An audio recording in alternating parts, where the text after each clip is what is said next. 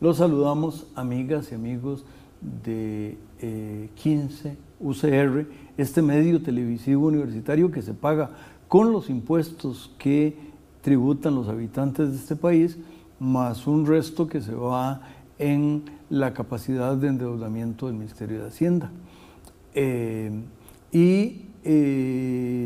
Los colegas que me acompañan, para que no se me olvide, don Edwin Zúñiga y don Pablo Eslón, porque a veces doy datos de los invitados y luego cuando hago mucho de eso, entonces luego se me olvida decir cómo se llaman. Y ustedes no tienen por qué saber cómo se llaman. Ustedes, amigas y amigos, no tienen por qué saber cómo se llaman mis colegas. Hace 18 años, después de un ingente trabajo, ellos a la larga van a contar un poco por qué fue tan ingente ese trabajo. Y siempre todo el tema de hacer una tesis es algo que uno ve en el momento que lo asume, le parece que es más sencillo de lo que y menos laborioso de lo que termina siendo. Yo sé de Carlos Leiva y un par de compañeros de él, lamentablemente don Carlos, y esa es una ausencia muy grande para mí, se nos adelantó hace algunos años, pero tenían la idea de que había que hacer unos cálculos de la economía de Costa Rica y nunca se les ocurrió la tontera que se estaban metiendo, tanto que algunos de los cálculos que hicieron fueron incorrectos. Pero tenían el entusiasmo de los jóvenes, y estos dos señores, colegas míos, aunque son jóvenes, eran bastante más jóvenes hace 18 años cuando escribieron su tesis, que 2 años después fue a esta revista, que es una de las revistas más prestigiosas en economía de América Latina, donde bajo el título Dinámica de la Pobreza en Costa Rica, datos de panel a partir de cortes transversales, eso no es palabras cifradas, sino que es uno de los méritos más grandes de investigación en Costa Rica, tanto que hasta donde yo sé, nunca nadie más ha hecho eso. Y si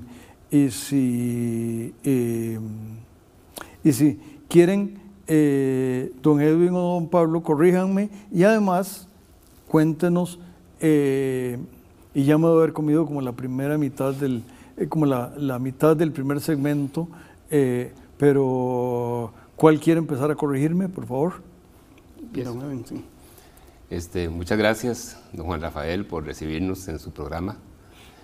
Sí, efectivamente, nosotros, Pablo Eslón y este servidor, comenzamos con el tema general, como se empieza un trabajo de investigación sobre la pobreza. Y no sabíamos realmente qué investigar en ese tema de la pobreza. Y leíamos diferentes artículos, y en una de tantas fue que se nos ocurrió, bueno, y los pobres, ¿verdad?, que ya llevaban como 7 años de estar en un 20% aproximadamente de los hogares del país, serán siempre los mismos, ¿verdad? Porque una cosa es que sea un 20% constante, pero otra cosa es que unos dejen de ser pobres y otros entren a la pobreza. Déjeme darle una nota de pie de página muy rápida, espero. Si yo no entiendo mal, en el sistema de castas de la India, el que sale intocable, el que nació intocable será intocable toda la vida, entonces está en la peor, y el que es un brahman está, bueno, precisamente esa era la pregunta que ustedes dos estaban haciendo. ¿Qué tan sistema de castas era Costa Rica? Y yo sé un poquito de lo que ustedes encontraron. Sí, señor. Y entonces, bueno, esa pregunta fue la generadora de toda una aventura. y un trabajo que tuvo varios frentes, ¿verdad? Con respecto a la información que era necesario construir, con respecto a la teoría que era necesario estudiarse para después dar los resultados de la información, y también con respecto al proceso mismo de una investigación. Le comentábamos ayer Pablo y yo de que en este tipo de investigaciones hay que buscar fisuras, ¿verdad? Porque a veces uno dice, no se puede, pero a punta de investigar y de cuestionar y de volver a hacer porqués, uno al final encuentra una salida. Y hubo una institución que les ayudó, y en algunos casos, si no entiendo mal, hasta les ayudó sin darse cuenta.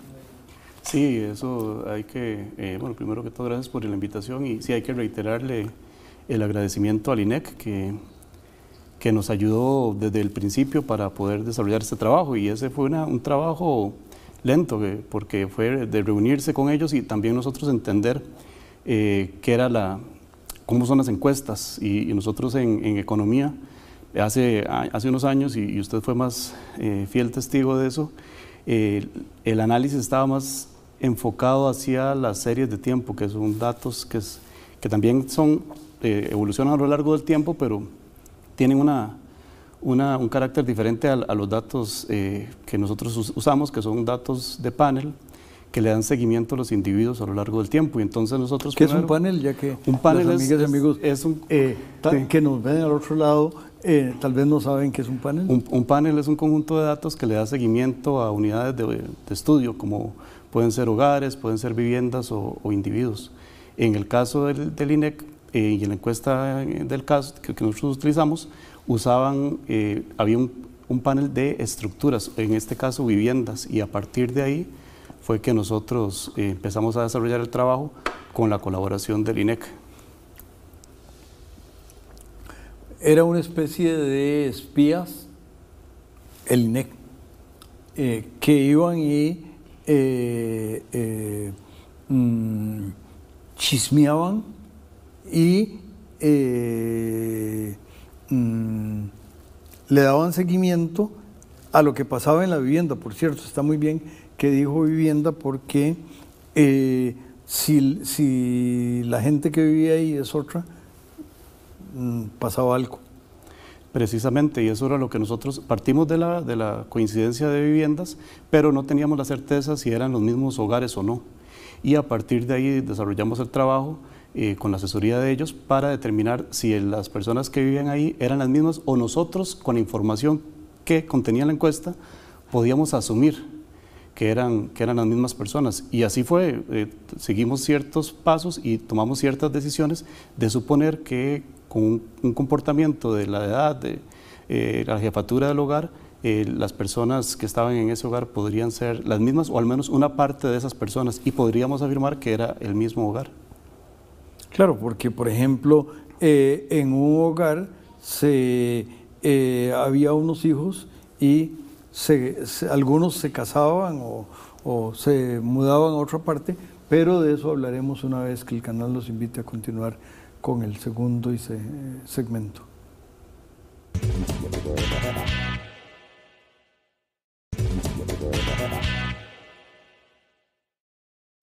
Continuamos, amigas y amigos, conversando con don Edwin y don Pablo, y esto es riquísimo porque la investigación es un poco eso. Ya habíamos dicho de que no se sabe bien, es un mar. Bueno, alguna gente dice que Cristóbal Colón sí sabía realmente que iba a llegar, pero por lo menos algunos de los que iban en sus carabelas no lo sabían, y seguramente después de un mes de estar en alta mar, las dudas que algunos tenían se deben haber multiplicado, porque están hacia un mundo desconocido, tan desconocido que 10 o 15 años, es más, cuando Colón muere, posiblemente Colón no sabía que era un nuevo continente, todavía creía que eran las Indias Orientales, lo que a donde él había llegado, y por ende él no había descubierto nada, había llegado donde ya se sabía. Los los chinitos o japoneses que debían aparecer no aparecían, pero bueno, eso les debe haber pasado a ustedes. ¿Cuántas encuestas están involucradas en la investigación? En este caso hay 3 encuestas involucradas, 3 años. Y nos pasó eso también, que no había certeza si íbamos a poder cumplir con el objetivo que nos habíamos propuesto. Y yo quería aprovechar también para agradecerle a Luis Diego Rojas, que usted lo conoce, y me acuerdo que en la Escuela de Economía nos topamos y nos dijo Luis Diego, es que hay un detalle que los hogares, las viviendas son visitadas en años consecutivos, entonces eso nos sirvió para desarrollar el trabajo también, pero no teníamos claro si se iba a poder, y también especialistas en el tema no lo tenían, no había certeza de que se pudiera hacer, hasta que llegó un momento en que empezamos ya a conformar la base de datos y descubrimos un poco ya que había tierra a la vista. Bueno, y creo que es tan así que, y corrígeme de nuevo si digo algo que no es, hasta donde yo sé nunca nadie ha hecho un panel donde no había un panel, porque en el diseño de la encuesta sí hubo una consideración, pero nadie lo hicieron casi digamos por comodidad y no por bueno, el INEC no tiene objetivos de investigación. De vez en cuando su gente investiga, pero es quien lleva la cuenta del pulso o los distintos pulsos de la economía, no investiga la economía, no tiene el mandato de hacer investigación. Sí, efectivamente, sí. Entonces, eso fue clave para poder ya después hacer el análisis y encontramos que si uno veía los datos de pobreza en ese momento, el 20% de los hogares eran pobres, pero los hogares que experimentaron la pobreza en un periodo de 3 años no era un 20% los que experimentaron al menos una vez la pobreza, sino un 37%. Eso es casi el doble. Es casi ¿No es cierto, don Edwin? Así es, don Juan Rafael. Cuando se tiene un panel, entonces se pueden contestar preguntas como ¿qué pasó con esta persona, con este hogar, al año que siguió y al año que siguió? Y teníamos 3 momentos. Entonces había personas, hogares que fueron pobres los 3 periodos. Eso en la literatura se le llama pobres crónicos. Había hogares también que fueron no pobres en los 3 periodos, nunca fueron pobres. Y había algunos que eran pobres en 2, en el primero y en el tercero, o en el primero y en el segundo, o en el segundo y en el tercero. Y también había pobres que eran pobres solo en 1. Entonces uno se podía preguntar la naturaleza y la magnitud de esas transiciones y clasificar a los hogares entre, como les decía, nunca pobres, pobres crónicos y pobres transitorios. Porque el caer en la pobreza, si alguien estaba cerca, podía ocurrir en cualquier momento. Y entonces, aunque, como decía Pablo, era un 20%, ya cuando uno contaba a esos otros, ¿verdad? Que tal vez no eran en este momento, pero sí al año siguiente o en el tercero, subía, como usted bien dice, casi al doble. Y nosotros comentábamos que por eso tal vez la gente a veces decía, en aquella, todavía posiblemente, ¿cómo un 20%? La gente pobre es más que un 20%, ¿verdad? Entonces encontramos que esa era una posible explicación, ¿verdad? Que la gente tenía una visión de tiempo y se sabe que el porcentaje, ya considerando más tiempo, es más alto. Claro, y volvemos un poco al ejemplo de la India. Cuando usted es intocable, usted es intocable porque su papá y su abuelo y etcétera lo fueron, y sus hijos y sus nietos lo serán. Aquí no, aquí para empezar hay un criterio y creo que todavía, bueno, obviamente todavía no existía el concepto de pobreza multidimensional, de manera que era un concepto de ingreso, y entonces si yo estoy aquí o estoy ahí, pues la línea que pasa por aquí son como los paralelos y los meridianos pasan por algún sitio, pero uno no los ve donde pasaron, ¿no? Entonces me parece que también eso ayuda a a ese tema de clasificación. Y no implica que alguien se saque, que algunos pobres se saquen la lotería, porque eso no, sino que le aumentaron el salario o uno de los miembros del hogar trabajó. ¿Sí? Correcto. ¿Qué cosas hallaron ustedes de esa línea variable? Variable, pero no es variable, es variable en la realidad. Sí, la línea de si se es pobre o no se va ajustando cada año, ¿verdad? Porque pues el costo de la canasta básica va creciendo. Pero tal vez el hallazgo así o uno de los hallazgos más relevantes fue lo que se llaman tasas de transición. Se encontró que dentro de la población, dentro de los hogares pobres, salían de la pobreza un porcentaje considerable, como más un 40, un 41%. Pero a la vez, de los hogares no pobres, de los que estaban por encimita o por encima de la línea, entre un 10, un 12% caían a la pobreza. Como los hogares no pobres eran más, digamos un 80%, ese 10 o 12 era suficiente como para compensar al 43 que salía, y por eso la pobreza se mantenía más o menos constante. Y hay aunque no viene al caso y faltaba mucho para que eso ocurriera, el programa del expresidente Alvarado frente a los problemas del COVID ayudó a que algunos que se convirtieron en pobres no lo fueran tanto, por lo menos por un periodo, pero eso ocurrió cada vez que hay un nuevo virus como el COVID, y que sepamos, desde la peste negra o alguna cosa de esas nunca había habido nada de ese tipo, y esperamos que no haya, pero seguiremos hablando de eso en el siguiente segmento.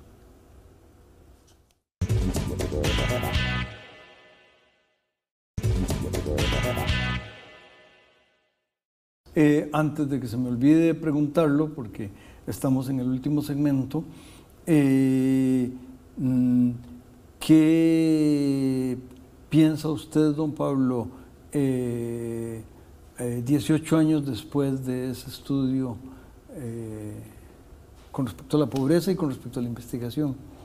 Sí, bueno, fue un trabajo que lo motivó uno a seguir pensando en el tema y haciendo algunos otros trabajos de cómo la pobreza también está relacionada con variables de salud, por ejemplo, también de vivienda, de educación.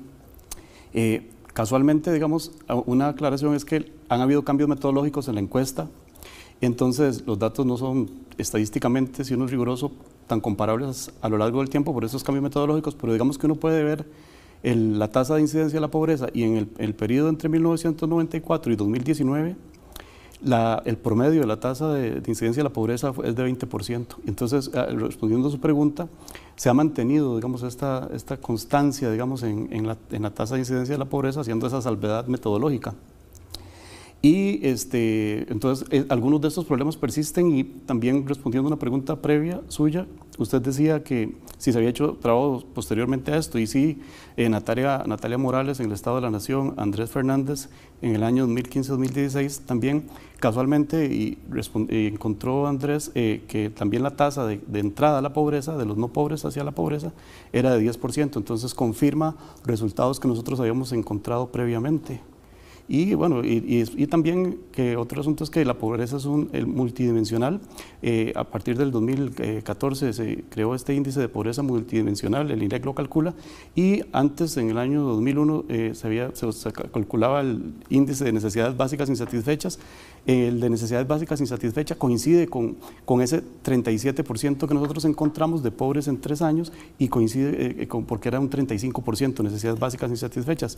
El índice de pobreza multidimensional también en su inicio también tiene un número alrededor del 27-30%, ya ahora está en 16%, pero sí son problemas que se mantienen a lo largo del tiempo, y también uno se pregunta cuál es el problema y cómo poder resolverlo, y es que la gente se queda atrapada, ¿verdad?, en la pobreza. Entonces, usted puede educar a una persona, pero no le alcanza esa educación que recibe para poder salir, sino que tiene que llegar a cierto umbral de educación y de capital humano para poder empezar a generar ingresos que le permitan salir de la pobreza.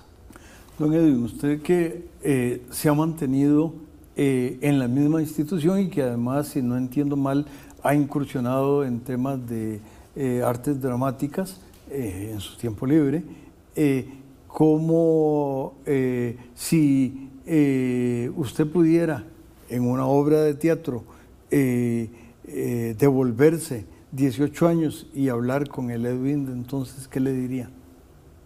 Vea que le di un guión de una obra de teatro que no se ha escrito, pero... ¿Qué le diría a ese Edwin como para una obra de teatro? No, en la obra de teatro lo que hago es que usted lo devuelvo a usted. Esa es la obra de teatro, es alguien que se mueve en el tiempo y con el guión, pero lo que le estoy pidiendo, por favor, es que usted me diga qué le diría al Edwin de hace 18 años, al Edwin de hoy. Y lo trataría de vos. Edwin, hacelo, ¿verdad? Investiga eso porque vale la pena para que te sientas realizado y para que los resultados se comprueben o se descarten con el paso del tiempo. Yo tengo aquí dos cosas que quería decir.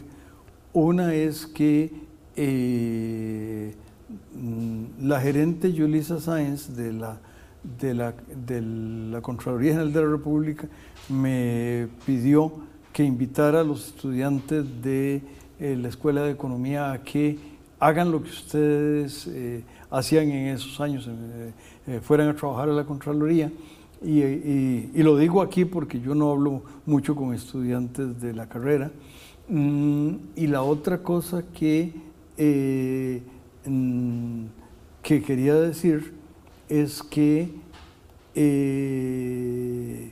y hoy oí un comentario de una profesora de que muchos de los que entran a la Contraloría no se quedan en la Contraloría porque les aparecen oportunidades mejores afuera, pero eso no habla mal y más bien habla bien de la Contraloría en el sentido de que los prepara para hacer, es decir, los lanza jugando en Costa Rica, los lanza a los equipos europeos, ¿verdad? Entonces, lo que eso quiera decir. Sí, en la Contraloría una máxima es la del crecimiento del personal en general, ¿verdad? Que haya superación, excelencia al máximo posible. Y se corre ese riesgo de que, pero aún así siempre la organización está dispuesta a hacer ese impulso en sus funcionarios. No, y posiblemente ciertas disciplinas, ciertas visiones, ciertos enfoques son útiles en otra parte, ¿verdad? El aprender, porque uno sale de la carrera y más o menos no sabe casi nada, sabe lo que los libros decían, pero aquellos que no trabajaban y estudiaban no tienen esa vivencia tan clara de cómo es la realidad. Desde luego, sí, es un aprendizaje, es otra universidad, ¿verdad? La organización. Y definitivamente uno se termina de formar en aspectos importantísimos para contribuir al mejor bienestar social de la sociedad. Bueno, sí, porque mejores profesionales suman más que peores profesionales. Así es, don Juan. Es muy interesante lo del pobreza multidimensional, porque a mí me parece, y yo nunca le he entrado al tema directamente, pero me parece que, que permite ayudar a entender cómo se llega. Eso que ustedes determinaron de cuántos son y cuántos salen, posiblemente esos criterios de las dimensiones ayudan a entender qué los trajo o qué los alejó. Sí, una de las cosas que se abordaron en la investigación fue precisamente a cuáles variables se asociaba el permanecer en pobreza o salir de ella o entrar. Y en términos generales, la conclusión a la que se llegó ahí es que las mismas variables que explican la ocurrencia de la pobreza en un momento, por ejemplo, niveles de educación reducidos, jefatura del hogar femenina, por supuesto, desempleo, ¿verdad? Esas mismas variables explican también la dinámica, ¿verdad? Tanto la de salir como la de entrar a la pobreza. Y la pobreza multidimensional, desde luego, ¿verdad? Nosotros vimos eso, aunque no se centró la investigación con ese enfoque, sino con el de la línea de pobreza, desde luego que invita a reflexionar y también a investigar sobre los otros aspectos que definen y hacen evolucionar a este fenómeno sociohumano, ¿verdad? Me permito, aquí ya no como parte de Economía y Sociedad, sino como profesor de la Escuela de Economía, debo decir que ustedes deben sentir muy orgullosos de que 20 años después, casi, el trabajo es relevante, es actual, es pionero, y ustedes son dos profesionales muy significativos de este país y tienen que sentirse muy orgullosos. A las amigas y amigos los invitamos a que disfruten de los espléndidos programas de 15 UCR. Quédense con este canal. Felicitaciones y gracias. Muchas gracias. Muchas gracias, don Juan.